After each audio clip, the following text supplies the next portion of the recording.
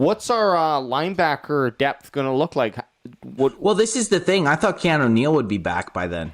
I thought Keanu Neal would be back. So he's still on the COVID list now. Is he going to be off for? Can you check to see if he's going to be playing? If he's going to be active for Sunday?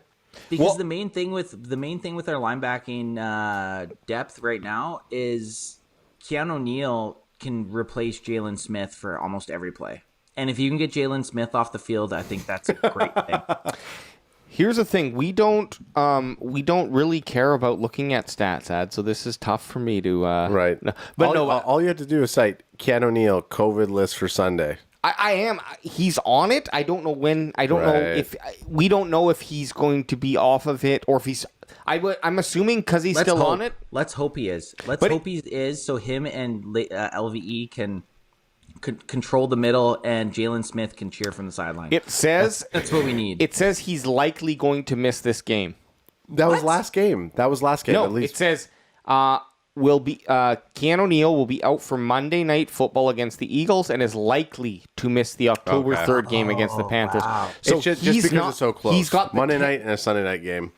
Yeah, Sunday morning, so kind of in the air. That's huge. I think that's a huge. I think against the Panthers, man, the Panthers, you can't sleep on them. Darnold from the Jets there, who's playing for the Panthers, he's having a great year so far, and they don't have any scrubs. Like their receivers are deadly.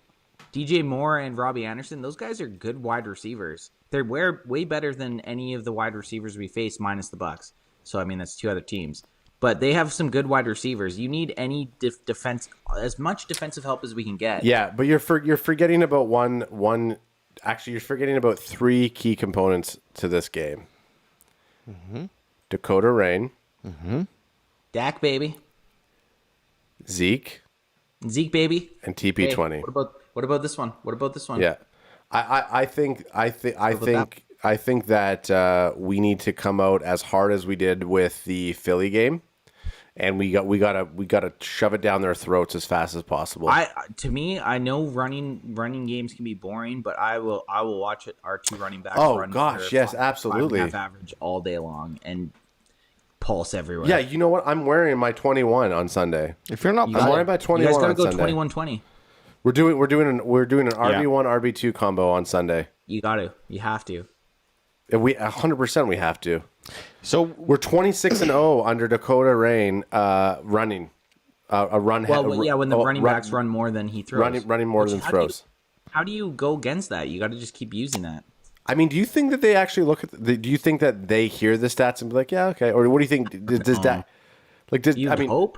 You don't. You definitely don't want to be like, well, I'm never not going to throw, but it's like you feel what's jiving, but always just know you have a great 1-2 running back scheme. Like, just default to that. Try to get it going. If it's not going, then toss it out. I mean, it's kind of like the Derrick Henry situation. Like if you have Derrick Henry, you should just fucking run all the time. Mean, but at the same time, the first play of the fucking game, massive bomb to CeeDee Lamb, and he was 1 yard short of a fucking touchdown. Yeah, but the reason. So say this is what happens when you run more, and the guys start playing up, and you have these three awesome receivers. And everyone's worried about Zeke or Pollard taking the ball. It literally opens that up. Absolutely, so much. It just opens it up so much. Here's what I think. I would prefer us to be a run heavy team personally, even with our three awesome receivers. And at the start of the year, I thought we were going to have 3 1,000-yard receivers, which right now is probably not looking like it.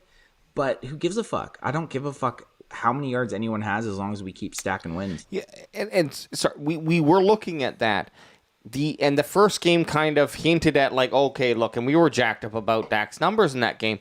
What I love to see, though, is the actual true game plan of the Dallas Cowboys is about 250 yards Dak and about 150 to 200 yards for the running game.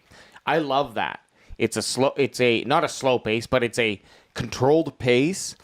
And we do know that when we hit a defense like the Buccaneers, and they have a stellar front seven that's just gonna put pressure, and Dak Prescott is the second quickest thrower I think in the league statistically, so he can whip it away. It's like we know that when that happens, that Zeke will block, and Dak will throw for 400 yards, and we have the receivers. So that's not the game plan, the basic game plan, let's say, but it's nice to know that when we are not being able to run, that, okay, fine, then we will throw it for 400 yards, and we have the capacity to do so. 100%.